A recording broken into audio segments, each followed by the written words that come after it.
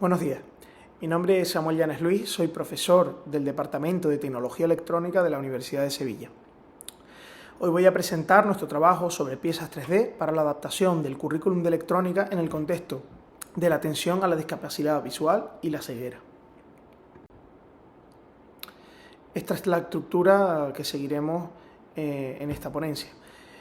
Primero empezaremos motivando el problema, revisaremos el estado del arte, describiremos el diseño de las piezas propuestas, veremos cómo se integran en el laboratorio, hablaremos de limitaciones, trabajos futuros y cerraremos con las conclusiones de este trabajo. Comenzamos con la introducción.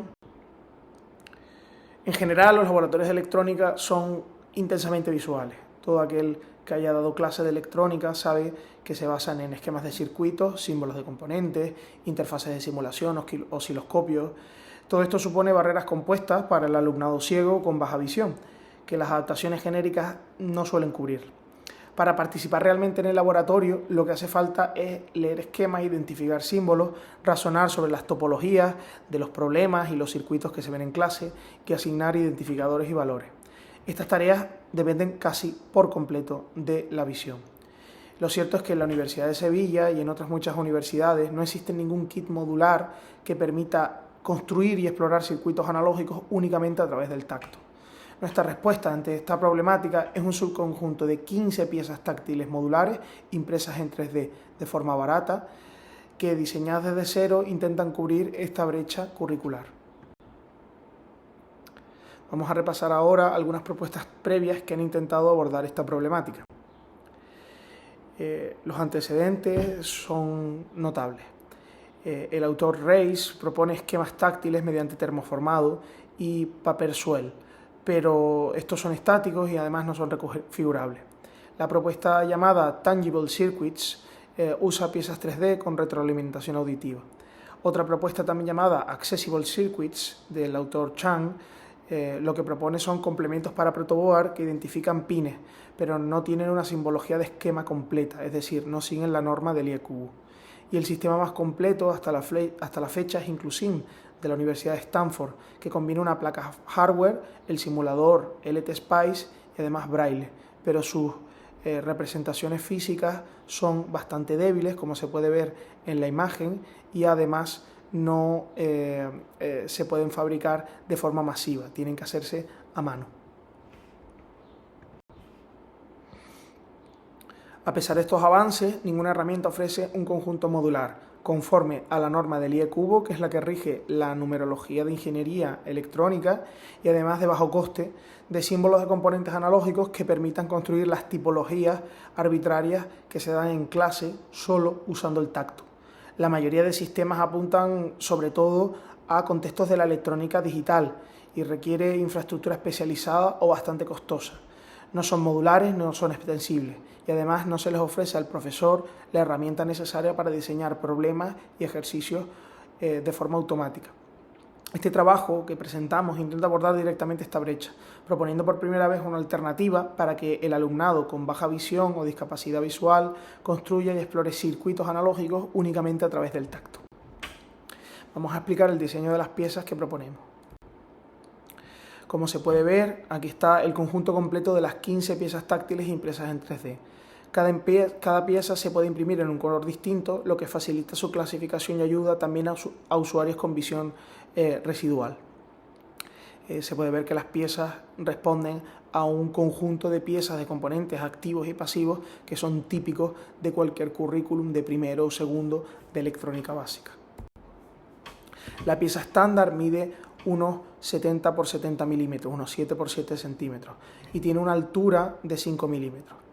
Probamos inicialmente un prototipo de 30 por 30 milímetros, pero resultó insuficiente para alojar componentes más complejos como transistores y amplificadores operacionales. Es por eso que el amplificador operacional usa una pieza doble de 14 centímetros por 7 centímetros con 6 terminales que responden a sus entradas inversoras, no inversoras, salida, alimentación del raíl positivo y alimentación del raíl negativo. Todo el modelado se ha hecho en Autodesk y se ha impreso en PLA con unas alturas de capa de entre 0,1 y 0,4 milímetros. Esto permite imprimir estas piezas con impresoras 3D de bajo coste disponibles en la gran mayoría de departamentos de ingeniería de las universidades españolas. El sistema de encaje, de ensamblaje, es de tipo puzzle. Cada pieza tiene un conector en sus 4 lados, permitiendo una conexión en cualquier dirección. Sus lengüetas son de 7 milímetros por casi 10 milímetros y tiene unas ranuras de entre 7 y 10 milímetros para poder incluir símbolos y el alfabeto en braille. Este encaje es independiente de la orientación, cualquier pieza conecta con cualquier otra en cualquier dirección. Y las fichas encajan por fricción, las fichas de símbolos en braille, sin necesidad de herramientas para cambiarlas. En la cara superior de cada pieza hay 4 elementos táctiles. En general, primero está el símbolo que sigue la normativa del IE-cubo, en relieve centrado conforme al estándar del IE-cubo 315, con líneas de conexión hacia los bordes.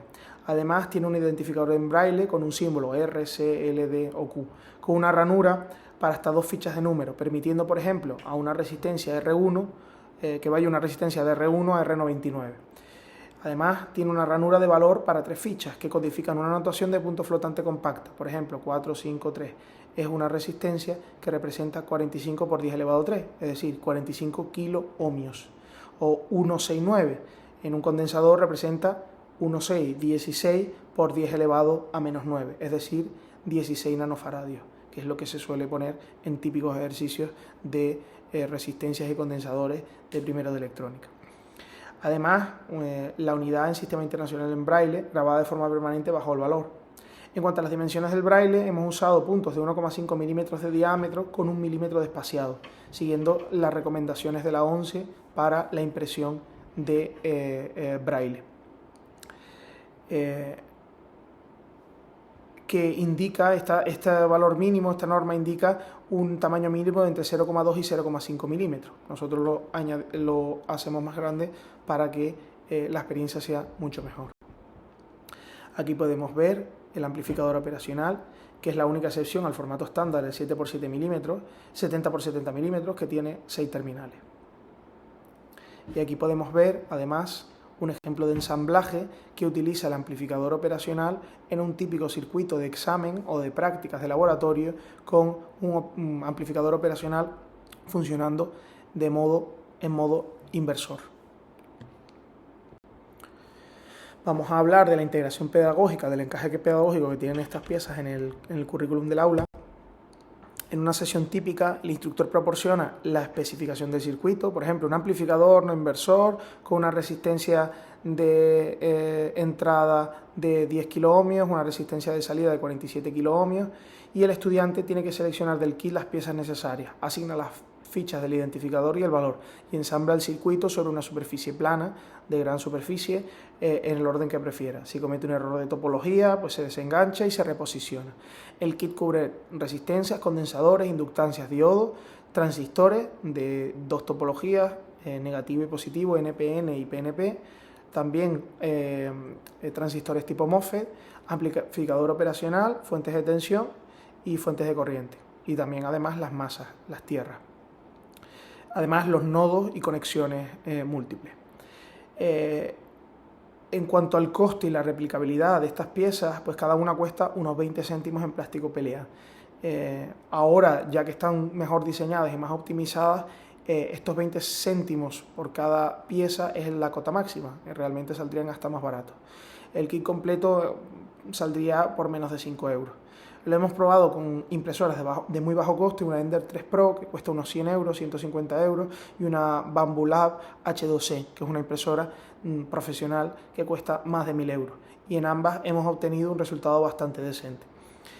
Los archivos STL están publicados en abierto en GitLab, dentro de este enlace, para que estén disponibles para quien quiera utilizarlo. Bueno, vamos a hablar de las limitaciones y el trabajo futuro. El diseño se basa en estándares publicados, pero todavía no ha sido validado con usuarios de baja visión reales. La percepción táctil varía mucho entre individuos, según el grado de pérdida de visión. La experiencia previa con braille o a la sensibilidad dactilar influye muchísimo y es necesario probarlo con alumnos con baja visión o discapacidad o con personas profesionales del sector que presenten estas características.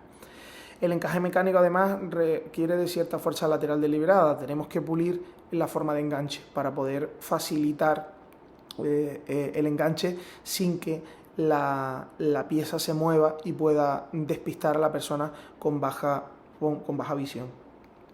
Esto lo que indica es que es necesario y urgente un estudio de codiseño y usabilidad con estudiantes con baja visión y con expertos o servicios especializados como la Organización Nacional del Ciego de España, la ONCE, siguiendo los principios de codiseño o diseño participativo. De cara al futuro, pues planteamos varias líneas: incorporar conectores magnéticos con imanes embebidos que permitan una conexión con mínimo esfuerzo y una retroalimentación táctil más clara. Además, pretendemos integrar componentes electrónicos reales en el interior de las piezas, de modo que el montaje táctil funcione como un circuito real de baja tensión. Y además desarrollar una interfaz de medida no visual, ya que el osciloscopio, que es el gran reto de la adaptación del currículo de electrónica a las personas con discapacidad visual, es altamente visual. Entonces queremos explorar dos vías. Primero, la sonificación, traduciendo frecuencia, amplitud y fase a parámetros auditivos, y la retroalimentación áptica, traduciendo estos parámetros en forma de vibración. Ahora vamos con las conclusiones de este estudio. En general, hemos presentado un kit de 15 piezas táctiles modulares que cubre todos los componentes de un curso introductorio intermedio de electrónica analógica con 4 características clave. La primera, un símbolo IE cubo en relieve conforme al estándar. Conectores de tipo puzzle omnidireccionales, fichas de braille intercambiables para identificar el valor de los componentes y variantes de color para usuarios con visión residual. En términos de impacto práctico, el coste de fabricación es inferior a 5 euros en PLA y no requiere un equipamiento especializado. Cualquier impresora FDM pues serviría. El conector estandarizado además permite extender el kit con nuevas piezas sin rediseñar las existentes, y los archivos de impresión STL están publicados en abierto para quien quiera utilizarlos para adaptar su currículum de electrónica a personas con baja visión. En definitiva, este trabajo propone un primer kit modular conforme al diseño IE cubo, específicamente para una electrónica analógica universitaria mucho más inclusiva. Muchísimas gracias por su atención, y si alguien tiene alguna duda, por favor que no dude en escribirla más abajo en el foro.